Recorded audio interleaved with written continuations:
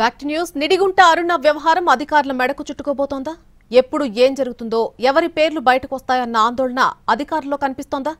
అధికారులే కాదు, rowdy sheeter Srikanth ను అడ్డం పెట్టుకుని సెటిల్మెంట్స్ చేసినటువంటి నేతలు కూడా బిక్కుబిక్కుమంటున్నారట. అరుణ్ ఫోన్లో ఉన్న ఆడియోలు, వీడియోలు బయటకు వస్తే కొందరి జాతకాలే తల్లకిందులు కావడం ఖాయంగా కనిపిస్తోంది. నడిగుంట అరుణ, ఆమె బాయ్ ఫ్రెండ్ రౌడీ షీటర్ శ్రీకాంత్ల ఇష్యూ నెల్లూరు జిల్లాను షేక్ చేస్తోంది. ఈ వ్యవహారం అటు తిరిగి ఇటు తిరిగి అధికారుల మెడకు చుట్టుకోబోతోంది. సౌత్ ఇండియా షాపింగ్ మాల్ లో శ్రావణ మాసం భారీ డిస్కౌంట్స్ తో సరికొత్తగా బ్లాక్ బస్టర్ #1 కిలో సేల్. శ్రావణ మాసం వరలక్ష్మి వ్రతానికి మరియు పెళ్లిళ్లకు కావాల్సిన అన్ని రకాల వస్త్రాలు, కంచిపట్టు చీరలపై కేజీ కొనండి, కేజీ ఉచితంగా పొందండి. South India shopping mall. అరుణను అరెస్టు చేసి ఒంగోలు జైలుకు తరలించారు.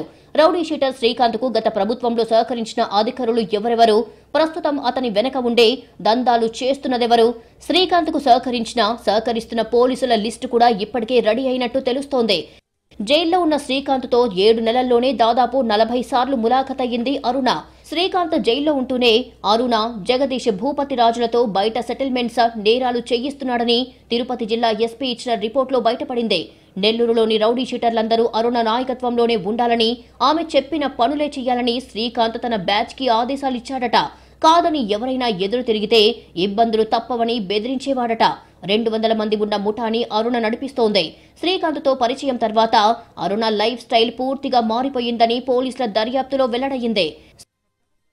శ్రీకాంత్ ఆసుపత్రిలో ఉన్నప్పుడు అరుణ సన్నిహితంగా ఉన్న వీడియోలు బయటికి రావడం వెనక టీడీపీ నేతల కుట్ర ఉందని అరుణ అనుమానిస్తోంది. అరెస్ట్ అయినా కూడా ఆమె వ్యవహారం ఇంకా హాట్ గానే ఉంది. జీవిత ఖైదీగా జైల్లో ఉంటూనే శ్రీకాంత్ తన నేర సామ్రాజ్యాన్ని విస్తరించాడు. అందులో అరుణ భాగస్వామిగా ఉంది. ఈ కేసులో ఇప్పటిదాకా 3 కానిస్టేబుల్స్ పై సస్పెన్షన్ వేటు పడింది. ప్రస్తుతానికి అరుణపై 3 కేసులు ఉన్నాయి. మరిన్ని కేసులు కూడా నమోదయ్యే అవకాశాలు ఉన్నాయి. వ్యవహారం బయటపడిన వెంటనే జిల్లా ఎస్పీ కృష్ణకాంత్ రాష్ట్ర డీజీపీని కలిశారు. రౌడీ గ్యాంగ్లపై ఉక్కుపాదం మోపాలని డీజీపీ ఆదేశించారు. అందులో భాగంగానే జిల్లాలోని రౌడీ షీటర్ల లిస్ట్ ప్రిపేర్ చేస్తున్నారు పోలీసులు.